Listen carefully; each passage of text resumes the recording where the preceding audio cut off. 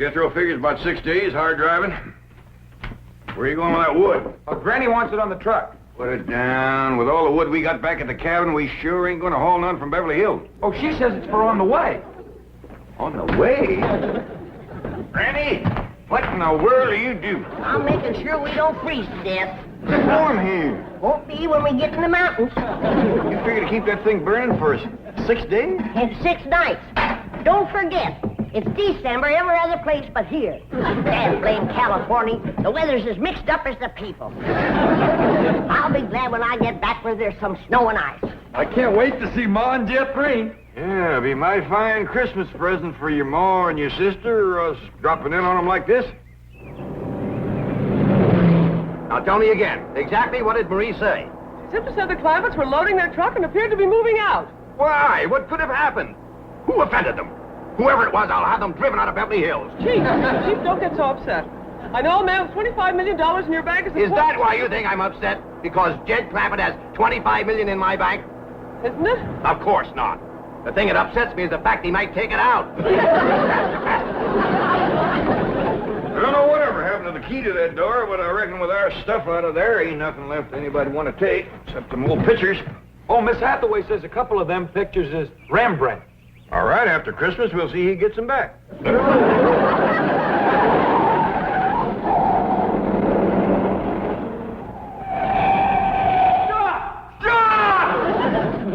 Where are you going? Going home. What? Oh, please, you can't go away and leave me like this. All right, climb on. I reckon we got room for you. Oh, my heavens, we caught you before you left. Granny, is there room for 2 back there? Yeah, if you want to squat next to the stove. No, we don't want to go with you. We want you to stay here. We'll be back after Christmas.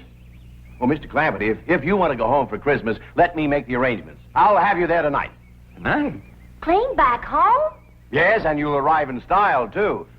Well, Miss Hathaway, I think Granny and Ellie May should have mink coats for the trip, don't you? Of course. Well, let's go take care of it, and the reservations, too. Mr. Clampett, you start unloading the truck and leave everything to us. You'll be home in 5 or 6 hours on the jet. What's a jet, Pa? I don't know, bus or jitney, I reckon. Get us there tonight? You heard what he said. Well, that will be a surprise to Pearl. Uncle Jed, it took us 6 days to get out of here. How are we going to get back home in 5 or 6 hours? That bus driver must know a doozy of a shortcut.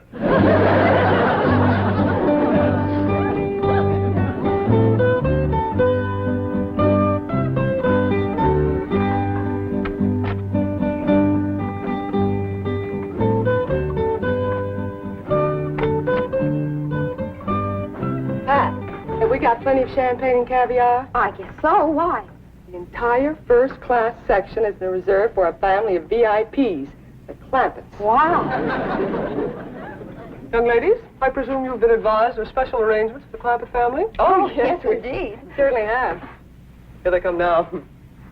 Oh, get a load of those minks. Granny, Ellie May, right this way.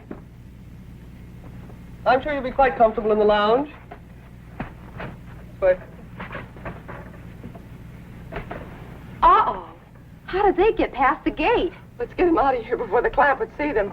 I'm afraid you're in the wrong section. May I see your tickets, please? Well, I don't think we got any. Say, this bus sure is fancy. Why? You've come to the wrong place. You want the bus station.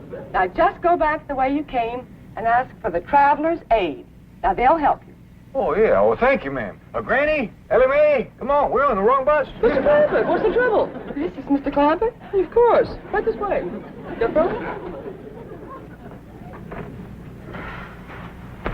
Here, Jethro. Keep the tickets.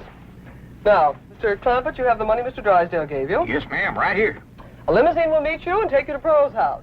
And Mr. Drysdale is phoning ahead to Mr. Brewster to be sure your cabin is in order. Well, don't let him give away a surprise to Pearl. Oh, he won't. Well, happy landing, Merry Christmas, and au revoir. Merry Christmas to you, too. And Jethro, here's something for you if you promise to bring it back to me. Take good care of them, and remember, the tall, young, good-looking one is mine.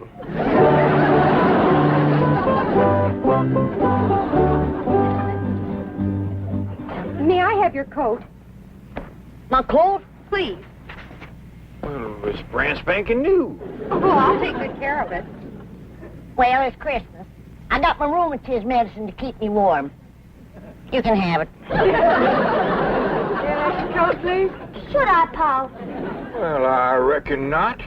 We don't mind sharing with folks, but when they get grabby and wanting everything, well, we just gotta mule up and say no. If you can't afford to buy a coat of your own, here, you just peel off whatever you need. No, Mr. Clampett, you misunderstood.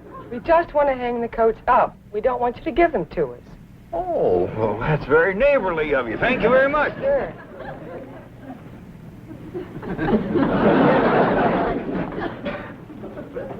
Now, if you'll all be seated over here until we get underway. Come on, let's go.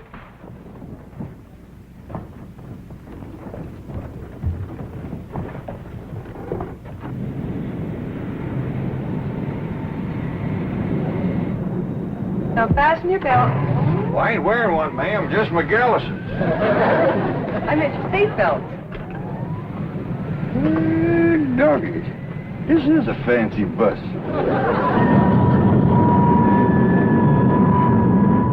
Looks like the bus is commencing to pull out. Now we'll see if this bus driver knows an all-fired fancy shortcut. That's you and me watch the road so we can remember it. Okay, Jethro.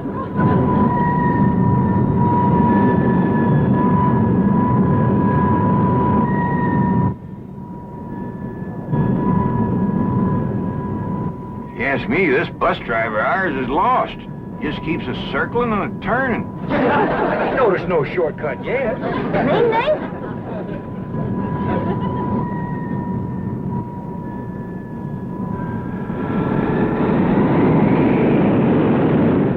Listen to him erasing that engine. Yeah, but the wheels must be spinning in the mud. We ain't moving.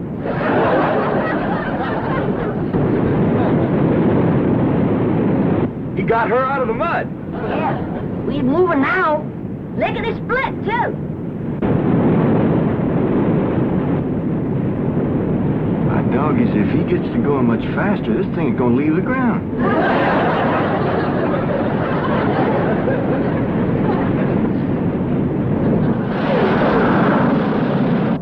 Don't look now, but it is leaving the ground. Jethro, you better get up there and tell that bus driver to slow down. Ain't got time for that. Let's get off of this thing before it gets any higher. Now, wasn't that a smooth takeoff? You may unfasten your seatbelts anytime you like. Would you folks like some champagne and caviar? Or would you prefer a nice hot meal? We have steak, chicken, fish, anything you like. Oh, no thanks. We had a mess of grits and jowls before we left home. Perhaps you'd like to relax in it. Take a little nap. There. Whoop. Doggies, Granny, ain't that something? It's good for my rheumatiz. Now, if there's anything else that we can do to make your trip more comfortable, just press the little button. And we'll be right here. Them girls ain't a bit scared. Sure is friendly, too. Offering to share their food with us. Makes me feel ashamed we didn't let them keep our coats. You want me to go up and talk to the bus driver, Uncle Jed? I reckon not, Jethro. Don't nobody else seem skittish, and we don't want folks to think this is our first bus ride.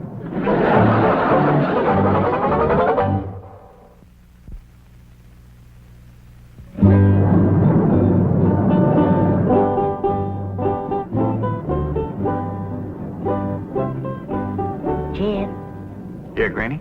it sure will be nice to see snow again, won't it? That's the truth. Christmas just don't seem like Christmas without it. And Pearl's house is all especial pretty in the snow. She sure is going to be surprised when we all come tromping in there tonight.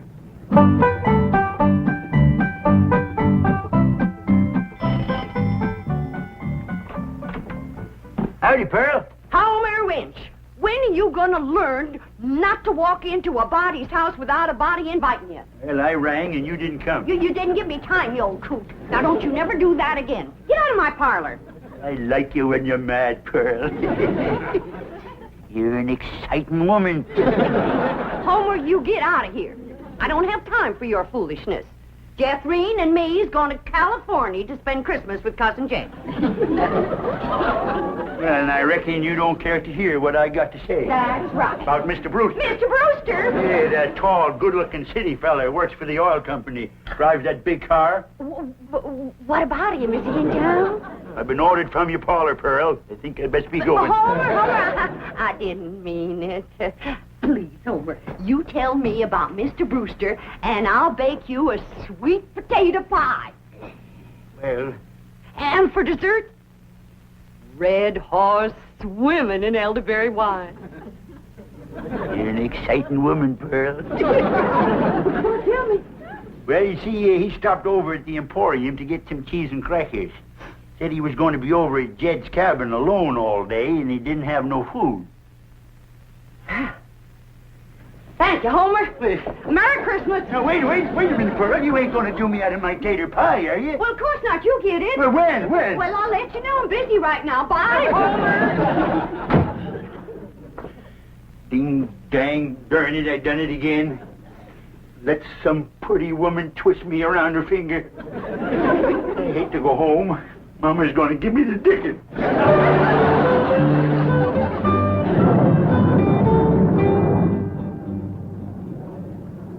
Jed, Hey, Granny. I just had a terrible thought. What's that? Suppose we get to Pearl's house and she ain't there. Where would she be? Out chasing that Brewster fella, that's where. Ah, she ain't likely to catch him in her horse and buggy. Whoa, Betsy.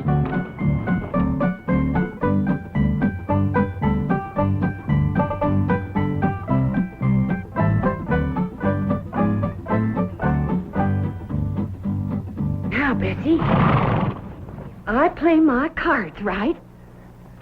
You get to keep that there blanket permanent, 'cause I'm going to have something else to keep me warm. A husband. Ain't that a beautiful word, husband? Husband. And what's more, I'll be riding in that big, fancy automobile. So you can retire to pasture with that good-looking racehorse from Hot Springs. Well, I thought I heard a horse. Mrs. Bodine. Won't you come in? Well, thank you. It's a mighty cold today, ain't It it? is. Well, it's nice to see you again. I'm sorry it's so cold in here. Didn't bother to build a fire in the fireplace, and I'm afraid that kerosene stove doesn't put out much heat. Well, I can't stay but a minute. I just came by to give you this and say Merry Christmas. Well, thank you. Oh, you shouldn't have. Oh, it's just something that I made myself. Oh, that's nice. Land to mercy. Look at this place. Why, you men just can't manage alone, can you? It takes a woman. Oh, please don't bother. I won't be here. You see, I'm going home to Tulsa for the holidays. I won't go to no trouble. I'll just throw together a little snack, and while you're eating, I'll tidy up a bit.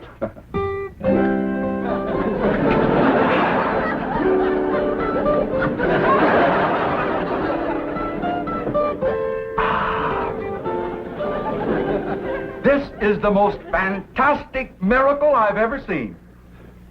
The way you produced this banquet right out of thin air. Ham, fried chicken, roast pork, and this delicious sweet potato pie. That's my own special recipe. Here, wash it down with some red horse and elderberry juice. Mm-hmm. Oh, that is sensational juice. But, Mrs. Bodine, I just can't eat another bite. Why, Mrs. Bodine, what have you done to this cabin? Oh, do you see a difference? And where did you get those curtains? I just run them up while you was eating. Really, you are a remarkable woman. You cook, you sew, you're a wonderful housekeeper. And I love it. It ain't work to me at all. It's pure enjoyment. Mrs. Bodine, I know that this must seem awfully sudden to you, and I know you have lots of ties, lots of activities here in the hills, but I was wondering, do you think you could possibly be happy living in a city like Tulsa? Tulsa? That's where you live, ain't it? Yes, I have a very nice home there, but frankly, it needs you. And I think Mother will agree. You want me to meet your mother? Well, actually, it isn't necessary, and I know Mother will approve my choice. You don't have to give me your answer immediately. You just think it over. Yes, that's my answer. Yes. But we haven't even discussed money. I'll give you every cent I make. Mrs. Bodine, as my housekeeper, I will be paying you. Housekeeper. That's caring for Mother. Oh, incidentally, Mother's just going to love this elderberry juice. What's the matter? Do something? You shorted.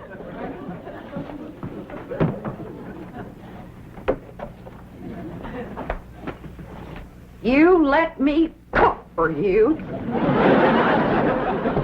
You let me sew for you. Hand me the ham. You let me house clean for you. Now then, I don't know what it takes to get engaged in Tulsa, but in these here hills, you've done enough to get yourself promised, hitched, and honeymooned. Really, Mrs. Bodine, I didn't mean to. I'm going to Beverly Hills to spend Christmas with my cousin Jed. And when I tell him what you done, he ain't gonna take kindly to it. What, Mrs. Bodine? I give you my word that You give me my hand-knit socks. Your feet can't get no colder than they are right now.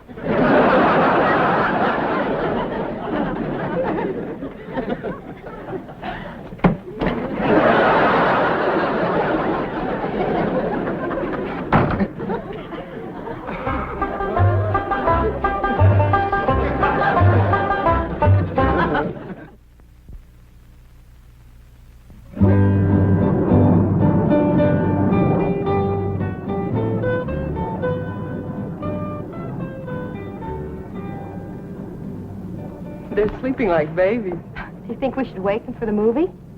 I don't know. It's a lady super western, just the kind of picture they'd enjoy. Well, why don't we start it, and if they wake up, fine. Good idea.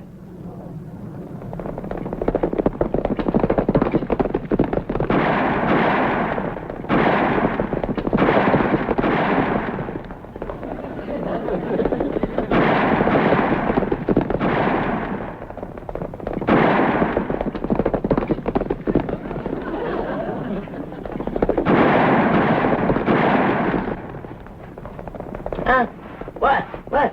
We back on the ground. Good. Look through that front window. We're chasing some fellas.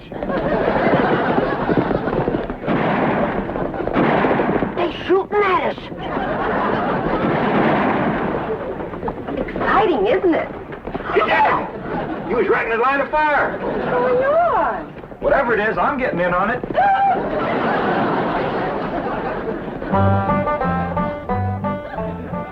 But Mr. Drysdale, Pearl is on her way to California to see them.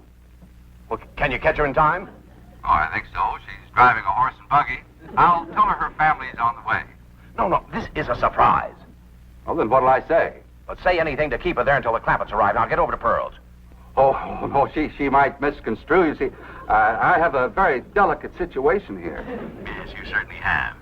And if you spoil Jed Clampett's Christmas surprise, he'll cut off your oil.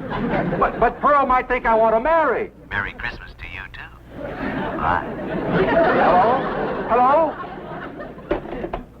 Oh, boy. Here's the sweet potato pie and red horse, I promise. Hey, there's a piece of this pie missing. And a gulp or two of these red haws. Who got it, Pearl? None of your business. Now get along. Jethreen and me is leaving for California. Yeah, I want a whole pie just like I was promised. And you get out of here before I throw you out of here. Men is all alike. Gimme, gimme, gimme. You're an exciting woman, Pearl. Oh, don't you even speak to me. There ain't a man alive worth the powder it'd take to blow him to you nowhere. Men is just a bunch of low-down, no-good Mr. Brewster! Mrs. Bodine, I hope you're not angry at me any longer. Angry at you? Why, don't be ridiculous. Oh, here, have some more sweet potato pie and some Red Horse. Oh, this is a rascal been trying to steal my woman and my pie. I'm going to give you such a show. Oh, I think I throwed my dang knee out. And I'm going to throw out the rest of you.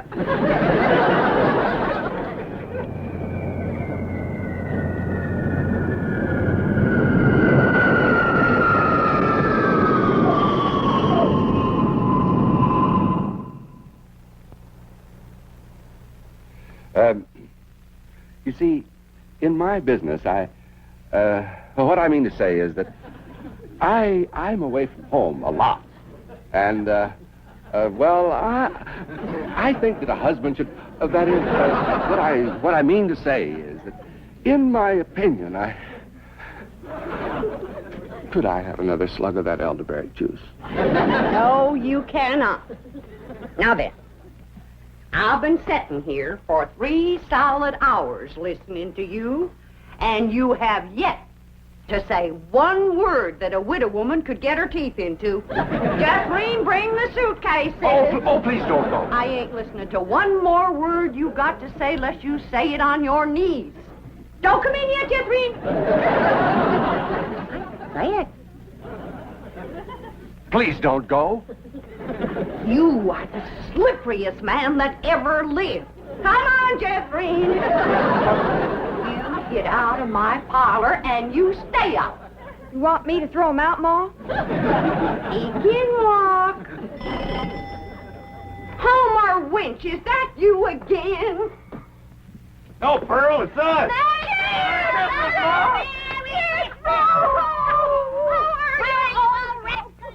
Merry Christmas, Jethro. Uncle Dad. Why, you have grown... Mr. Brewster, what are you doing? Mr. Clafford, if you'd been just 1 second later, I'd have been engaged to your cousin Pearl. Go back out, everybody. Please, Mr. Clafford. Jingle bells, jingle all the way. Oh, what fun it is to ride in a one-horse open sleigh. Dashing through the snow in a one-horse open sleigh. O'er the fields we go, laughing all the way.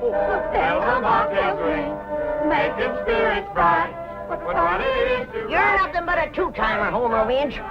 Pearl told me about you sparking her, you old rascal, you.